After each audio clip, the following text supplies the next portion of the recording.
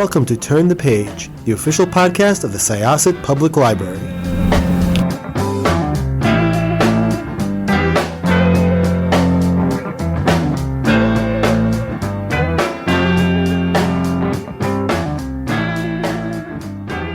Hello everyone, welcome back to Turn the Page. I'm your host today, Jen, and I am joined by the author of an absolutely stunningly beautiful book. It's a gorgeous and insightful and very touching memoir, and I am so pleased to be able to introduce you to its author. So welcome to the show. Could I ask you to introduce yourself and your book, please? Oh, hi, Jen. Nice to meet you. My name is Tony Stewart. My book is called Carrying the Tiger, with quite a long subtitle, Living with Cancer, Dying with Grace, Finding Joy While Grieving. And this book, I should say, I'm retired. I had been married for about 30 years when the events in the book begins. And it began when my wife was diagnosed with stage 4 non-smoker's lung cancer in 2014. I began journaling, and the book follows our process through the years that we were dealing with her cancer and its repercussions on her body, the side effects, the emotional twists and turns of living with cancer. Then when the drugs eventually stopped working and holding down the tumors, and we opted for her to die at home beside me, which was a beautiful experience. And then I kept going through my deep grief and starting to come out of it, and then stumbling my way towards new love again in my life. And that is the essence of Carrying the Tiger. As I said, it's so beautiful and it's so vulnerable and really open about your experiences. Before we get to the book itself, could you tell us a little bit about your career? What were you doing before this project developed for you? It's fun trying to remember. I've had about 4 different careers in my life. I'm in my 60s now, retired. In my 20s, I was a professional filmmaker. Got out of college with an English degree, always wanted to do creative things, and made movies for colleges and universities, primarily. Union College, A Union of People, Skidmore, Concurrence of Ideas, things like that. This is in the late 70s, early 80s. Very much enjoyed that, but it paid about $5. And when I got towards the age of 30, I realized I couldn't quite live on that. I fell in love with computers, computer programming, which seems like a switch, but it's actually a very creative activity. Certainly it was back then. I didn't have any training in it. But in the 80s, a lot of us who had no training in that went into software. I mean, there was such an explosion. Personal computers came out right then. Suddenly, everyone had computers. All these small businesses had computers. So I spent 20 or 30 years doing things, one thing after another, that started out as designing software, first for myself and then for companies. And then eventually I became kind of a business consultant of a form, but also very technically oriented. Did that for many years. And then late in my career, when I was into my 50s, I made a huge switch and became administrator at a nonprofit organization that took care of mentally ill teenagers, a thing called a residential treatment facility. And I worked behind the scenes there, helping to solve problems, run projects and things. That's where I was when when Lynn got her diagnosis and this book starts. And I was in my late 50s at the time the book starts. That's, yeah, quite an array of professional experiences. That's very interesting. So you already talked a little bit about how the book began as blog posts. I'd love if you could talk a little bit about sort of, maybe in those early days, how the function of the blog changed for you, because it seems like it started for some certain reasons and then it kept going for additional or other reasons. Could you talk about that a little bit? Absolutely, because if it weren't for that, there wouldn't be a book, but it wasn't straightforward, just as you're suggesting. In the Lynn, my wife Lynn, had many, many friends. And from the beginning, it never occurred to her to keep her cancer a secret from them, which is a choice that many people make differently. But she was very open about it. We started emailing friends, and in that first week, we got flooded with these emails going back and forth. And this is when we're scrambling, going to doctors, trying to figure out what's going on, trying to understand what to do next and how long she's got to live. So having all these emails was basically killing us. It was just so much to deal with until someone suggested this website called caringbridge.org, which is anyone who's facing a health challenge should know about this. It's a wonderful service, free, nonprofit.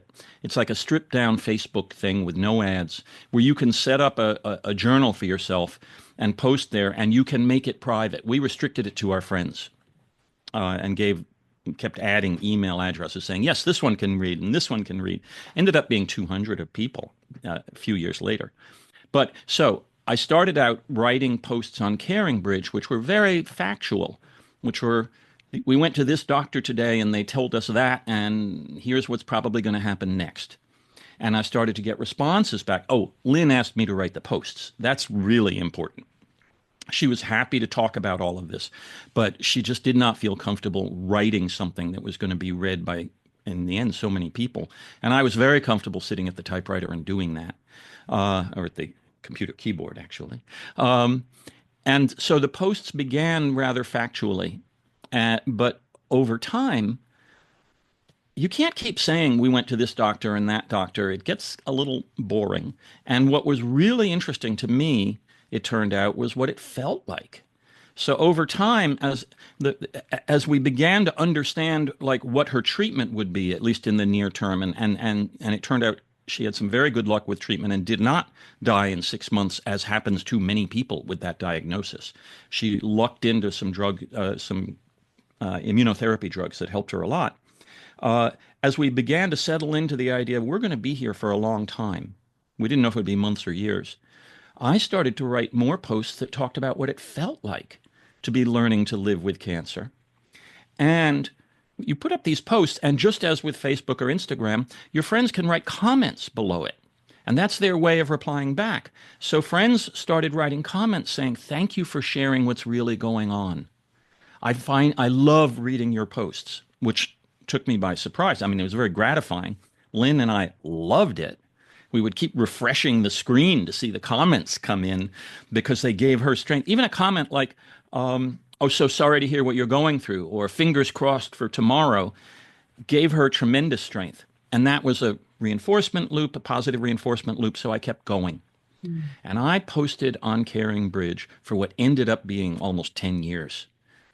Because the whole journey, the whole book covers the first 5 or 6 years that Lynn was still alive, and then the period of the home hospice. And somewhere during there, especially during home hospice, by the second half of those few weeks, she couldn't write, she couldn't read, she was dying peacefully in our bed. I was writing by then entirely to share the news about her and also for myself. It had become a kind of therapy for me. And then even after she died, I was writing this thing that was titled The Lynn Catula CaringBridge Journey, like a journal. And I wrote a post right after she died in which I more or less said, I guess that's it, right? She died. I can't keep writing the Lynn Catula journal. And 2 days later, I wrote another post because I could not stop. And I started writing about what it felt like to be in that deep, disorienting grief. And I kept going. So that's how the posts came to be. That does not make a book. What happened was, starting in hospice and then in the deep grief posts where I was really being very emotionally open, people wrote back to say even more strongly the same sorts of things they had said several years earlier, but now about these emotions that I thought I risked sharing. I was nervous about sharing them. They wrote back saying, thank you so much. Sharing what you're going through and reading about your day-to-day experiences is helping me so much. And I just sort of lodged that in the back of my mind, like, wow, what I'm writing is helping people. I think it's kind of common that when you lose someone you dearly love and you go into deep grief, one of the ways that you start to come out of it, or out of the depth of it, you never stop grieving, is that you look for ways to find meaning and make something good out of what you've been through. You may not consciously do this, and it certainly may not be big like a book, but I started to glom onto the idea that maybe eventually I could turn these posts into a book and help other people rather than just my friends. If my friends so enjoyed looking over my shoulder as I went through all of this, maybe other people would too. And that's where the idea for the book came from. Uh, how much of a difference is there between what appears on the blog and how it appears in book form? Was there a lot of editing? And what was that process like for you then going back and looking at what you had written so long ago? It was an iterative process that lasted more than a year. Mm. I wasn't able to even start it until about 3 years after Lynn had died. I made a false start just a few months after she died. I printed out all of Caring Bridge that next summer. She died in February, so just 4 or 5 months after she died, I sent it to Staples and printed it out. It came back in a box, 700 pages. And I sat for a few days trying to make little notes on it, like, oh, this is a good thing, maybe this. And I just couldn't do it. Everything I read was making me cry. I couldn't have any interesting editorial, I had no objectivity. So 2 or 3 years after that, I reached a point where just sort of suddenly one day I thought, this is it. I want to start. My first pass, which was only a few months, all I did was what I had set out to do 3 years earlier, was edit it. Mm. I had this huge mass of material, much of it repetitious. You go to the same kind of doctor 5 times. People don't want to read that. So I edited it and got it down to a couple of hundred pages that were almost entirely verbatim extracts from the posts and from the comments by our friends with little tiny connectives that I put in to explain what happened in between.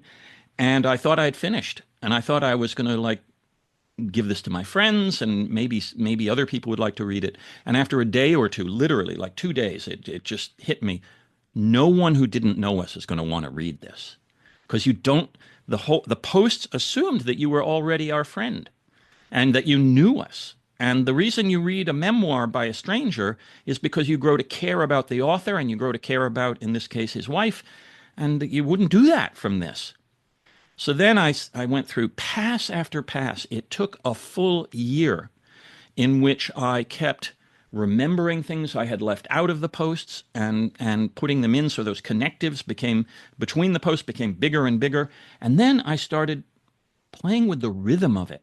And this gets back to the question as you first asked it. Like I would have a post that was 2 pages long and all the posts are in the past tense because I'd write them that night, but I'd say, today we went. It was all in the past tense.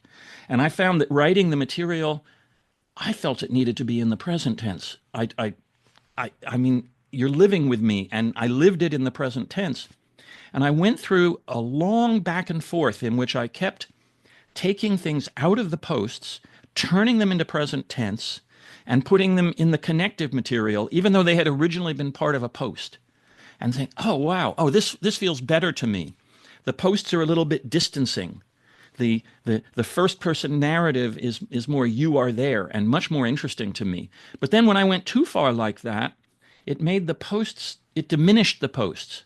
And I really wanted to convey how important to us these posts had been and the comments by our friends, which were a lot more than just fingers crossed. I mean, they gave us genuine insight because a lot of them had been down aspects of this journey before. And they could say, yeah, when that happened to me, X, in their comment. And it helped us understand or even just feel good about what was happening to us. So I didn't want to lose that. And I spent months and months and months tinkering, putting things in post. No, I'll take it out of the post. No, I'll shorten the post. Trying to find the balance that you read that is the book today. Oh, I do want to say one thing. It reminded me of being a filmmaker. Oh. It reminded me of editing a documentary film where you know what you're trying to accomplish and you keep putting things in and taking them out and shortening them and lengthening them until it feels right. So even though I had never written a book like this before, I felt in very comfortable place in terms of my craft and the aesthetics of it. Like, I want this to work for people. I want them to want to turn the page. And I kept tinkering until I felt like it would work. That's super interesting. And, you know, I work in the media department here at the library, so I'm very into film. And I think that, you know, your use of the present tense actually contributes to a sort of what I would call like an almost cinematic feeling in that you are experiencing it in the present tense, like along with you. You know, it feels immediate and it feels intimate in that way that sometimes like a movie can, you know, so Yes. that's very interesting. Um, I'm very curious about your discussions of your experiences of the healthcare system, because they run the gamut from extremely frustrating to these like really heartening moments of connection. So could you talk about that a little bit and sort of, Mhm. reflecting on that process for the book? I think I want to say, first of all, that we were incredibly lucky. In fact, on many levels, Lynn and I often said, well, within the context of the cards we were dealt, stage 4 incurable cancer, this we're really lucky. And one of the ways we were lucky is that virtually every doctor we worked with was a caring, good, smart person. So any of the frustrations, and with one or two exceptions, and I write about one anesthesiologist who I thought was just too cold and clinical and had Lynn in tears, and I changed his name. Almost none of the names in the book are changed, but I thought that would be unfair to use his real name. But with that one exception, when I think back on it, these were great doctors. But the system that we have and the system they worked in drove us nuts, especially in the beginning, before we started to learn how to navigate it and pull the levers and who to talk to and who to call and how to make it work for us. And the biggest example, which is early in the book, and so we're in New York, we're in Manhattan, in New York City, and our oncologist was here, and we knew what he was proposing, but a friend of mine was pretty seriously well-placed oncologist at Yale New Haven Hospital. And so I stayed in touch with him and to maybe get a second opinion. And he said, sure, sure, sure. And he put us in touch with exactly like this world famous head of the department for thoracic oncology there. And we went up to see Dr. Herbst was his name, very nice guy, uh, who promptly told us the day we thought we were getting a second opinion, like, there's another option. He wouldn't have oversold it. We have this clinical trial here that we think would be really good for Lynn. You'll get the drug that your oncologist would have given you anyway, and on top of that, a new experimental immunotherapy. Got we hugely excited by this. Then we discovered that they can only give it to us in New Haven because that's where their trial is, and it would involve traveling back and forth, staying in hotels. I had a full-time job, exhausting, expensive. This was really hard. So we said, do you know if they're doing this anywhere else, like New York, which has all these cancer hospitals? And they said, I'm sorry, we don't. It's up to you to figure that out.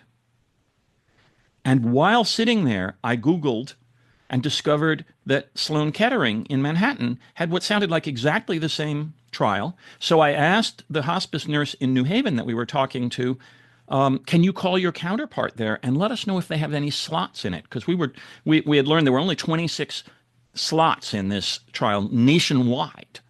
So each hospital might have a few, and we didn't want to lose our precious slot in New Haven. And she said, I'm really sorry. I wouldn't know who to call. It's up to you to make whatever calls you need to make. And we spent the next 12 hours frantically making phone calls, the first few hours of it from sitting in New Haven in the cafeteria into New York to find out, yes, they had the things and getting all of Lynn's materials faxed there, et cetera. This was horribly frustrating. And it's because our system is so siloed and these hospitals are actually competing with each other for patients in their clinical trials, which I only realized later.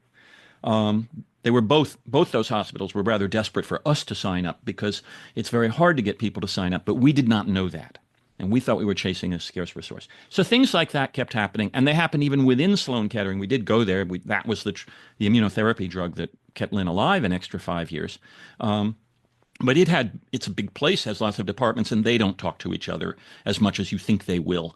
And we kept having to do all of this like, well, we understand that you have this department over there, and we'd like to talk to them. And I mean, you shouldn't have to do this. Okay. Meanwhile, these wonderful doctors supported us in so many ways, starting from the very beginning, day one, the first oncologist, giving us the message, when you have a stage 4 cancer, you are going to die either from that cancer or something else is going to get you first. There is no cure. What we are trying to do, and they told us this message again and again in so many different ways, because it's very hard for you as the patient and the partner to let it sink in. Success meant extending Lynn's quality life. I have to put both words in there. Extending Lynn's life in a way that gave her joy and the chance to be alive, whatever that meant for her. And when that sunk in, we came to realize, unlike the stereotype of the cold doctor who's going to like operate and then kick you out the door, these guys were our partners for the whole 6 or 7 years that Lynn lived with cancer, in helping us again and again solve one problem after another, not to extend her life forever, but rather to continue enjoying the life she had. And in the end, it was one of those doctors, the day that we were wrestling with the question of whether to start home hospice, who basically gave us permission to do it by saying, sometimes you have to say enough is enough, and this might be the time. And this was someone who'd been at our side for 6 years, helping us have the best possible life. I might have talked Lynn into going back into the hospital, and Dr. Hellman gave me permission not to, which is the greatest gift. So besides being great doctors and all the medical stuff, they gave us that. It's really, it comes through as you talk about it that great medicine, involves empathy. Yes. And it involves caring about the people in your care. And, bureaucracies aren't really great at empathy. And that really gets in the way of these doctors doing their jobs a lot of the time. Yeah, that was a really fascinating part of the book and of your experience to me, is that it is also, among all the other things, like a snapshot of what it is like at this moment in American history to be navigating the healthcare system. Thank you. That's exactly what I was trying to accomplish. One of my 2 or 3 main goals for the whole first half of the book was to accomplish what you just said. So I'm really happy that that's one of your takeaways. So I have a question actually about, your opening quote. You start with Dante, and I'm a medievalist from a past life. I used to study medieval history, so I love when Dante comes up. And you bring up the famous abandon all hope, as sort of perhaps like the temptation when you find yourself in the situation that you're in. And I'm curious about, how do you not abandon all hope while this is happening? Is hope through this process a discipline? Is it a muscle that you keep flexing? Like, what was both of your process for maintaining hope during this long process? I think that there are several answers to that. For me, the most important overarching answer is defining hope in a realistic way, which is what I just spoke to about the message the doctors were giving us. We approached this as a team with very different personalities. And my personality is like project manager. I'm Googling like crazy. I'm making charts and like, what are we going to do here? And then how about this for the next day? And who do we call after that? What's our plan B? What's our plan C? And Lynn was an artist, a painter, very smart person, but just not that kind of thinker. She let me think that way, while she spent her days trying to make paintings, talk to her friends, eat good food. These are things that gave her joy. But both of us were on this path of, almost as defined by what I first said, of figuring out what the next step was, and then taking that step and letting the big picture take care of itself. In the first few weeks, which I call Into the Whirlwind in the chapter title, the next step and the step after that was finding good doctors and figuring out, if there were choices to make, which drug or which approach to take to try and treat the cancer. And you get to make those choices every now and then it's like you ride that horse. You follow that choice for a while and you hope it'll work. Which in our case, after these twists and turns and going to New Haven and back, it ended up working really well. So we were on that track. The doctors spent about 6 months beating it into our heads, and very gently, that the goal here was to have a good life and that Lynn would never be cured. And once we got that, which we would get and then lose and then get and then lose over a period of months, once we really sank in, we were hopeful of having more time, hopeful that Lynn would get out of the hospital after one twist or turn or another and have her energy and be back and be able to paint and go to parties and talk to her friends. And that kept happening. So that kept being reinforced. Something bad would happen, but then we would get through it and we'd realize, yeah, we're still alive. We're still together. We can't do all the things we used to do, but we've got what we've got. and we found joy in that.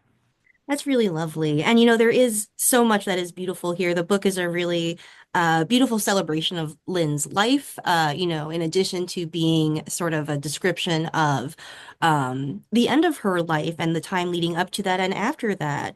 My last question is about the title. I understand it comes from a Tai Chi concept. Could you explain that a little bit? Sure. And I want to say right up front, I'm not a Tai Chi person. We got an email about 3 or 4 weeks into the process from a friend of Lynn's who had been reading the Caring Bridge posts. And she said, in our Tai Chi group, we carry a tiger to help a friend who is facing difficult challenges. The three motions of bending low, picking up the tiger, and putting it on a hilltop far away make that tiger seem less scary, less threatening. And Lynn wrote, wow, thank you. Please carry some tigers for me. Actually, she said she'd already been carrying tigers. And then Lynn said, would you teach me how to carry tigers? Because that's what one needs. Speaking of not abandoning hope, part of the challenge is not being overcome by fear. And anything that we could do to take that fear, which is always present. I mean, even when she had 2.5 great years during those first 6, even then, we always knew that the cancer was hanging over her like a blade in the air or some other metaphor. Um, our main goal was not to let ourselves be frozen in fear, and instead to keep moving forward and enjoying what we had. That's really lovely. And I think it does harken back to another theme of the book that is like the experience of grief can be so isolating. And really what you keep coming back to is connection as a Mhm. as a bulwark against that isolating thing that I imagine would it's a lot easier to lose hope when you feel like you are experiencing something by yourself. So thank you for sharing your story with us and with readers. It's been really, really lovely to talk to you about your book and about Lynn. Thank you. You're very welcome. I hope carrying the tiger can help a lot of people. I think it can. All right, thank you. And listeners, thank you for listening. Please check out Carrying the Tiger. It's an absolutely beautiful book. I think you will learn a lot and you'll feel a lot. It's really a lovely experience. All right, it is time to close this chapter. We'll see you next time.